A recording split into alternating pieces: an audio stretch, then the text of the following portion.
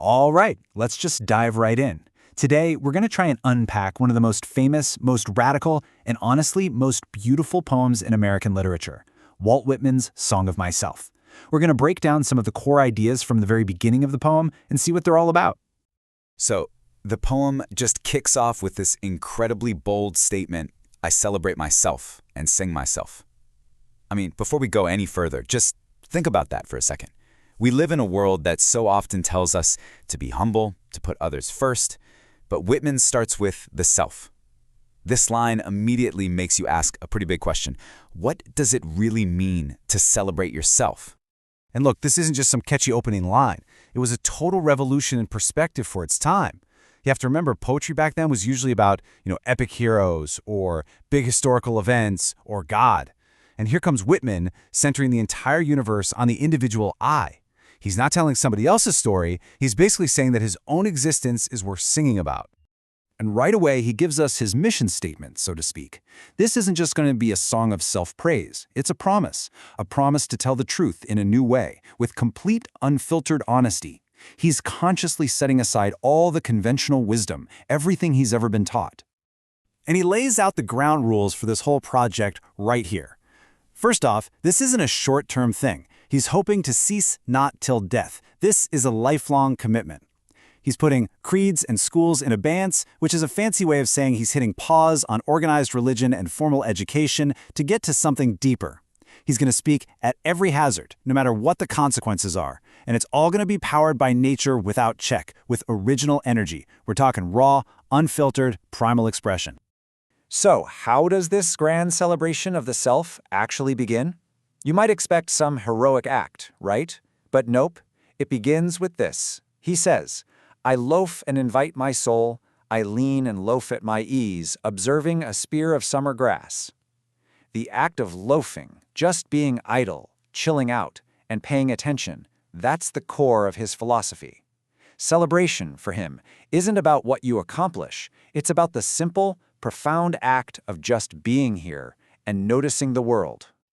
Okay, so the celebration of the self, it doesn't just stay there. It quickly expands into something so much bigger, this deep, profound connection with everyone and really everything else. This is where the poem just explodes from the individual to the universal. And this is the crucial part. Right after saying, I celebrate myself, he immediately says, and what I assume you shall assume, for every atom belonging to me as good belongs to you. So you see, it's not selfish. It's the total opposite of a big ego trip. It's this radical declaration of unity. It's based on a simple scientific truth. We are literally all made of the same stuff. And he brings this idea right down to earth. He grounds this universal connection in a physical reality we can all understand. He's not just some abstract collection of atoms. He's made of this soil, this air. He comes from a real place, from people who also came from that place.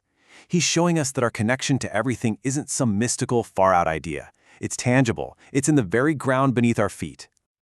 All right, so once Whitman has set up this powerful connection between the self and the entire universe, he then turns to us, the reader, and he challenges us to completely rethink how we learn, how we find meaning. He basically suggests that the way we've been taught to find knowledge might actually be holding us back. He asks these really direct, almost confrontational questions. It's like he's looking right at you. Have you practiced so long to learn to read? Have you felt so proud to get at the meaning of poems? He's essentially asking, hey, all that time you spent learning from books, being proud of what you know, what if that's actually become a barrier to truly understanding? And here's his core instruction. It's a command, really. He's telling us to stop learning passively. Stop just accepting what other people tell you, whether it's from teachers or the specters in books. He's basically shouting, stop consuming information and start having your own experiences. And he even lays out a kind of 4-step guide for us. Step 1, just stop. Be present. Step 2, let go of all that secondhand knowledge you've been carrying around. Step 3, listen to all sides. Don't shut anything out. And then, the most important step of all, filter them from yourself. For Whitman, real wisdom isn't something you absorb from the outside, it's something you generate from within, after you've experienced the world for yourself. So, this new way of knowing, this way that's based on your own direct experience, it naturally leads to a completely different perspective on time and existence. If you're really truly living in the present, the whole idea of past and future starts to look very, very different. I mean, just listen to this. This is such a powerful idea. Whitman completely throws out the idea that the world started in some distant past, or that we're all waiting for perfection in some future heaven. He argues that everything, creation, perfection, all of it, exists completely and totally in this present moment. The now is all there is, and it contains everything. So what drives this eternal now? He calls it the urge, an urge, an urge, always the procreant urge of the world. It's this constant, creative, life-giving energy. It's the force of creation itself, and it's not something that happened once, long ago. It's happening right here, right now, always. So, if we follow this path, if we celebrate ourselves, connect with everyone, live in the moment, where do we end up? Does Whitman give us the final answer to all the big questions about life?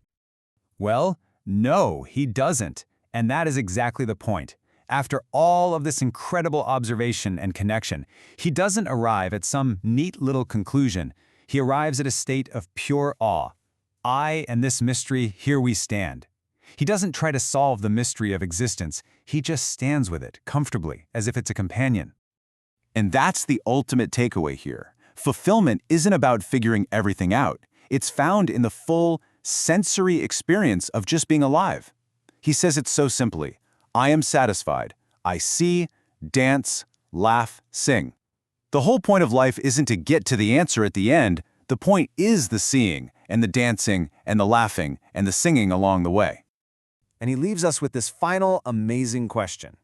He asks if he should just drop all of this and go back to calculating, measuring, and ranking the world, figuring out the exact value of everything and deciding which is ahead. It's really a challenge to every single one of us. Are we going to spend our lives trying to quantify and control everything? Or are we going to learn, like Whitman, to just stand with the mystery of it all and celebrate the song of ourselves?